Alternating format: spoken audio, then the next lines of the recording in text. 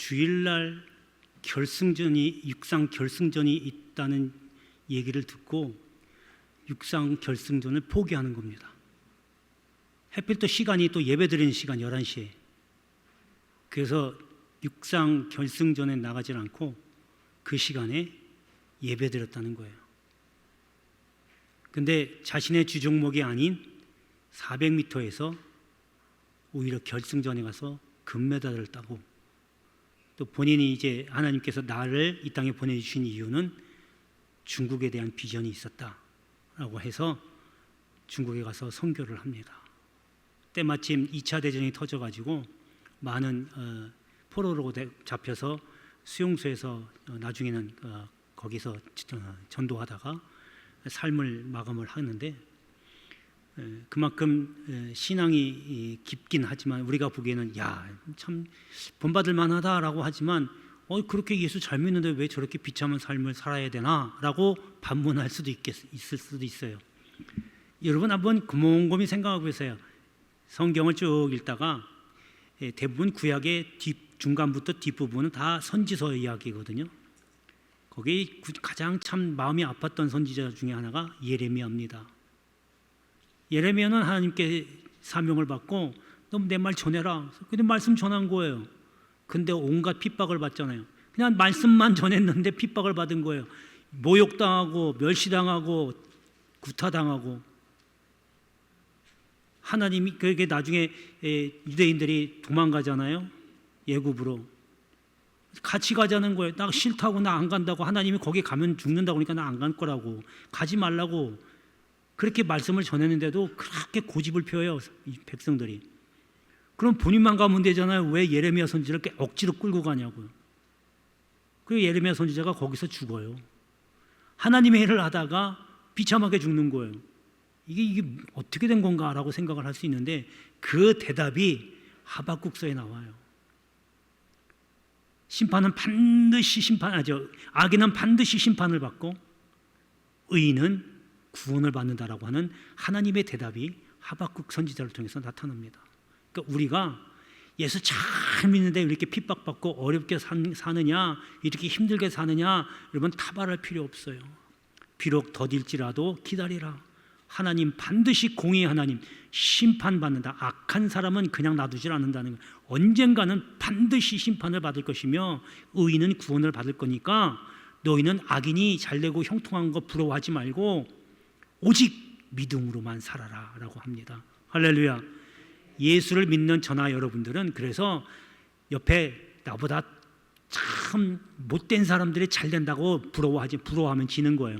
부러워하지 마시고, 돈 많이 벌고 출세한다고 부러워하지 마시고, 어차피 그네들은 나중에 결국에는 심판을 받게 돼 있어요. 그러나 예수 믿는 우리들은 오직 믿음으로만 살게 되기를 축복합니다. 할렐루야.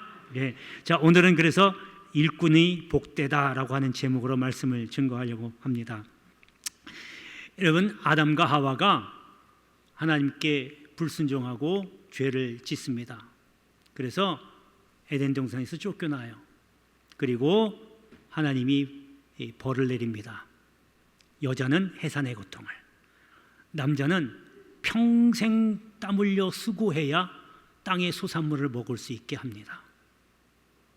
그런데 하나님은 거기서 딱 끝나면 하나님 너무 심하다라고 할 수 있겠지만 그 고통을, 그 벌을 복으로 바꿔줍니다.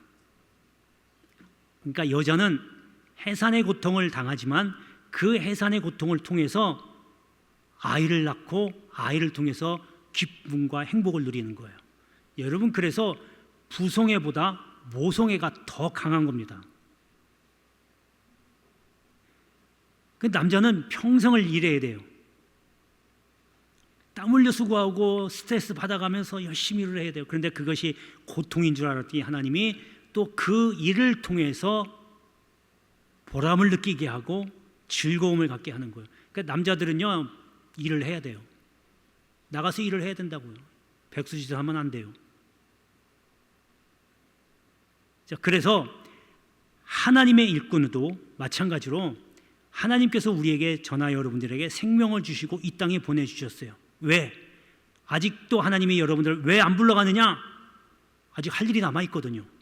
할 일이 있기 때문에 아직 안 불러가시는 거예요. 그러니까 그 일을, 하나님의 일을 해야 되는 거예요. 그래야 하나님이 섭리대로 기쁨과 행복을 느낄 수 있다라고 하는 겁니다. 몸이 아파서 제대로 못하고 거동이 불편해서 잘 못하는데 어떻게 하나님의 일을 해요?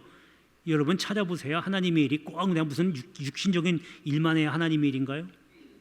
찾아보세요. 그렇게 할 때에 세상에서 느낄 수 없었던 평안, 화평, 그리고 기쁨을 느끼게 되는 겁니다. 여러분 세상은 돈을 통해서, 물질을 통해서 우리에게 편안을 우리에게 줄 수는 있지만 돈과 물질을 통해서 우리에게 평안은 줄 수 없어요. 평안은 반드시 하나님만이 주시는 겁니다. 이러한 복을 다 받게 되기를 주의 이름으로 축복합니다. 자, 그러면 그러한 복된 일꾼은 어떤 일꾼이 되는지 한번 살펴보겠습니다. 자, 첫째는 대를 잇는 일꾼이 복됩니다. 여러분 세상 사람들은요 조상대로 이렇게 가문을 이어서 계속해서 그걸 잘 활용하다가 종종 꽃을 피우는 경우가 있어요. 여러분 저 나주에 가면, 전라남도 나주에 가면요 나주곰탕이 유명하잖아요. 거기에 하얀 집이라고 하는 식당이 있어요. 거기는 줄 안 서서는 못 먹어요. 줄 서야 되고요. 그것도 늦으면 줄 서서 딱 끊겨서 먹지도 못해요. 그만큼 유명한 집이거든요. 거기가 1910년에 문을 열고 지금까지 대를 이어서 식당을 하고 있는 거예요. 또 안성에, 경기도 안성에 가면요 안일옥이라고 하는 설렁탕 집이 있어요. 여기도 100년이 넘습니다. 여기도 당연히 줄 서서 먹죠. 여러분 가까운 강경에 봐도 황산옥이라고 다 아시죠? 예, 거기도 100년이 넘은 가게예요. 1936년에 문을 열고 지금까지 영업해 오고 있어요. 대를 이어서 계속 하고 있는 거죠. 여러분 이쯤 되면요 아마 그 분야의 전문가라고 할 수 있어요. 여러분 믿음도 똑같아요. 믿음도요 믿음의 대를 잘 이어가면 나중에 아름다워지거든요. 물론 이름만 믿음 이렇게 해서 이어가는 건 의미가 없어요. 죽어있는 믿음이 이어갈 수도 없겠지만 살아있는 믿음, 행함을 통해서, 선을 행함을 통해서, 사랑을 실천함을 통해서 이 믿음을 이어가는 그 믿음이야말로 나중에 좋은 아름다운 결실을 맺을 수 있다라고 하는 겁니다. 여러분 그래서 첫 번째 믿음 생활하는 게 참 힘들어요. 왜냐하면 그 다음에 이제 그 믿음을 물려줘야 되는데 그게 기반이 안 다져 있으니까 쉽지는 않죠. 근데 그 다음에 자식들, 그 다음에 자손들이 계속 이어가면서 이제 좀 쉬운 거예요. 왜냐하면 우리 부모님들, 우리 할아버지, 조부모님들, 조모님들이 기도해 놓은 게 있고 신앙생활 해놓은 터가 닦여져 있기 때문에 그 다음에 자녀들은 쉽게 가는 거예요. 그래서 항상 시작할 때가 힘들어요. 그러니까 근데 그건 힘들지만 그 다음 세대가 이제 조금씩 쉽다라고 하는 겁니다. 여러분 그래서 가끔씩 간증을 할 때 보면요 자기는 한 게 아무것도 없대요. 근데 잘 돼요. 여러분 그 누구죠? 그 황순왕인가요? 이름이 갑자기 생각이 안 나는데 그분 부모님 어머니가 권사님이시잖아요. 폐혈증으로 돌아가신 분 그 황수환 그 박사님 그분이 간증을 하시더라고요. 전에 있을 때 저희 교회 간증하러 오셨는데 어머니가 권사님인데 그렇게 기도를 많이 한대요. 그러니까 자기는 별로 기도 안 한대요. 근데 그 어머니의 기도 때문에 자기가 여기까지 살아왔다는 거예요. 이렇게 잘 되고 있다는 거죠. 여러분 부모님 여러분들이 부모된 입장에서 기도를 해놓으면 여러분의 자녀들이 그 기도가 이어가는 거예요. 그러면 기반을 마련해 놓으면 그 다음에 자녀들은요 조금만 기도하고 조금만 신앙생활 제대로만 하면 그 믿음의 대가 이어서 가고 복이 이어 내려가는 거예요. 할렐루야. 그러니까 여러분 잘 되고 못 되고는 하나님이 손에 달려 있지만 먼저는 내가 그 기반을 잘 닦아놔야 내 자녀들이 그 잘 닦인 기반에서 신앙생활을 잘하고 그래서 내가 기도하고 했던 것들이 자녀에게 가는 겁니다. 이게 원리예요. 믿음의 원리. 여러분 이러한 믿음의 대가 잘 이어가고 그래서 큰 일꾼 되기를 축복합니다. 자, 이제 본문을 보겠습니다. 자, 본문에 보면요, 1절부터 5절까지요. 뭐 읽지는 않겠습니다. 보면 족보가 나옵니다. 먼저는 에스라가 등장을 하는데, 에스라가 등장할 때 아주 거창하게 5절까지 쭉 해서 마지막에 대제사장 아론의 16대 손이다 이렇게 마무리하면서 이 에스라를 소개하고 있어요. 성경에는요, 어떤 인물을 소개할 때 그 중요도에 따라 족보를 실는데, 별로 중요하지 않으면 그냥 이름만 싣고, 덜 중요하면 뭐 그냥 누구의 아들이다, 조금은 더 나아가면 누구의 손자고 누구의 현손이고, 요 정도까지만 합니다. 근데 정말 중요하다는 얘기는 뭐냐면 이제 족보가 처음부터 시작이 되는 거죠. 여러분, 그래서 예수님 소개할 때 어떻게 해요? 아담부터 시작하잖아요. 아브라함부터 시작하고. 그만큼 예수님이 굉장히 중요하기 때문에 족보를 처음부터 끝까지 다 나열하는 거예요. 근데 오늘은 보니까요, 아론부터 시작을 합니다. 아론의 16대 손이다. 누가? 에스라가. 그만큼 에스라가 중요하다는 거죠. 근데 그 에스라가 포로 생활을 하면서 자기의 조상들이 신앙 생활을 한 걸 보고 듣고 배운 거예요. 그리고 자기 부모님들 혹은 자기 할아버지들이 하나님을 어떻게 섬겼는지를 보고 배운 거예요. 그러니까 여러분들이 참 중요해요. 아이들에게 교회 나가, 기도해야 돼, 강요해서는 그게 될 게 아니에요. 내가 먼저 신앙생활은 이렇게 하는 거야, 하나님은 이렇게 섬기는 거야 라고 본을 먼저 보여줘야 돼요. 자기는 하나도 안 하고 그냥 말로만 예수 믿으라고 그러면 잘 안 믿어요. 요즘 애들은요. 요즘 젊은이들은요, 하나님의 존재를 인정하지 않는 젊은이들이 너무 많아요. 그것도 예수 믿는 사람들 가운데 그냥 부모님이 다니려니까 다니고 강요하니까 나가지, 신의 존재는 나는 못 믿어 라고 하는 사람들이 너무 많아요. 심각한 얘기입니다. 천국 지옥도 안 믿는데요, 뭐 성경 보면서도 그냥 나와서 예배드리고 앉았다가 도장 찍고 그냥 가는 거예요.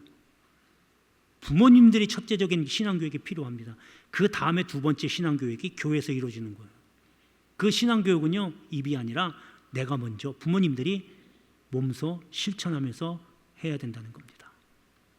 그러니까 에스라는 자기 조상들이 했던 것들을 보고 그대로 배운 겁니다. 이것이 바로 대대로 믿음을 이어받은 일꾼이라고 하는 겁니다. 이러한 일꾼이 복되고 복을 받게 되는 줄로 믿습니다. 할렐루야.